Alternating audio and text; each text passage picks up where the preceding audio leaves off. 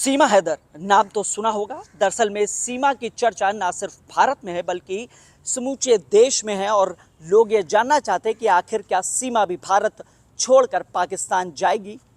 क्या सीमा को भी सीमा पार यानी पाकिस्तान भेजा जाएगा। दरअसल में भारत सरकार ने सभी पाकिस्तान के नागरिकों से ये अपील की है कि वो 48 घंटे में भारत छोड़ के अपने देश लौट जाए। और इसमें एक सवाल लगातार ये भी उठ रहा है कि क्या सीमा हैदर को भी पाकिस्तान वापस जाना होगा। दरअसल मैं आपको बता दें कि साल 2023 में सीमा लांघते हुए भारत में प्रवेश की नेपाल के रास्ते और उसके बाद से ग्रेटर नोएडा के रबुपुरा गांव में ही रह रही है। सचिन मीणा नाम के व्यक्ति से शादी की और उसके बाद यहां पर एक बच्ची को जन्म दिया जिसका नाम भारती भी रखा है। आपको बता दें कि तफ्तीश के दौरान कुछ तथ्य न्यूज़ 18 के हाथ लगे हैं। इस जानकारी में चूंकि सीमा हैदर, सचिन और सचिन के पिता नेत्रपाल के खिलाफ मुकदमा लिखा गया रबुपुरा थाने में जो मुकदमा लिखा गया वो विदेशी अधिनियम 1946 की सेक्शन 14 और 120 बी यानी कॉन्स्पिरेसी के तहत ये मुकदमा लिखा गया। इस मुकदमे में अब तक चार्जशीट नहीं हुई है। जो जानकारी मिली है उसके मुताबिक इंटेलिजेंस यूनिट और साथ ही ब्यूरो ऑफ इमिग्रेशन को कुछ रिपोर्ट्स गौतम बुद्ध नगर पुलिस कमिश्नरेट को देनी है। उसमें सीमा के डॉक्यूमेंट्स का वेरिफिकेशन होना है। उस वेरिफिकेशन में भी यह अहम है कि क्या सीमा पाकिस्तान की नागरिक है। उसके पासपोर्ट, उसके वीज़ा को लेकर भी जांच की जाएगी क्योंकि उस दौरान सीमा से कई डॉक्यूमेंट्स रिकवर किए गए थे। और अब इस पूरे प्रकरण में गौतम बुद्ध नगर पुलिस कमिश्नरेट अपनी जांच जरूर कर रही है, लेकिन इंटेलिजेंस यूनिट के साथ साथ जो ब्यूरो ऑफ इमिग्रेशन है उससे उसके डॉक्यूमेंट्स की रिपोर्ट आनी है। रिपोर्ट का इंतजार है। रिपोर्ट आने के बाद इस पूरे प्रकरण में गौतम बुद्ध नगर पुलिस कमिश्नरेट चार्जशीट दाखिल करेगी। चार्जशीट के बाद ये मामला कोर्ट पहुंचेगा और ट्रायल शुरू हो जाएगा।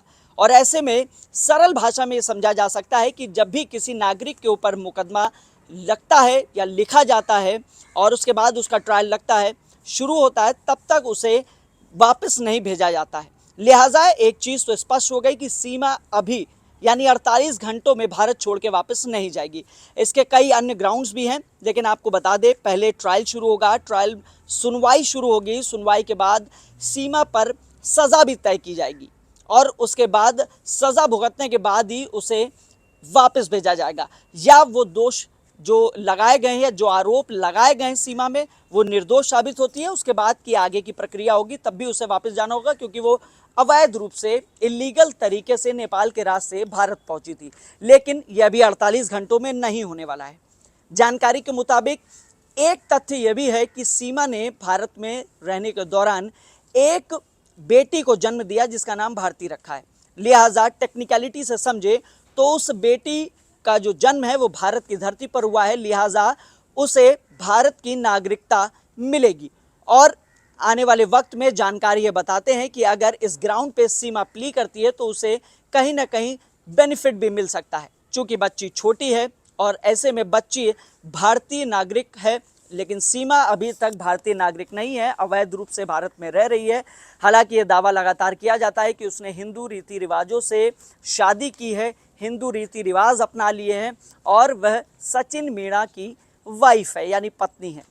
फिलहाल आने वाले वक्त में यह तय होगा जब ट्रायल शुरू होगा कि सीमा, ट्रायल के बाद स्पष्ट हो जाएगा कि सीमा भारत में रहेगी या भारत से पाकिस्तान वापस लौटेगी। लेकिन 48 घंटे में सीमा जाएगी, यह एक बड़ा प्रश्न चिन्ह है। यह अभी तक स्पष्ट नहीं है, लेकिन जानकारी ये बताते हैं कि जब तक मुकदमा चलेगा तब तक सीमा भारत में ही रहेगी। कैमरामैन विपिन के साथ हिमांशु शुक्ला, न्यूज़ 18, नोएडा।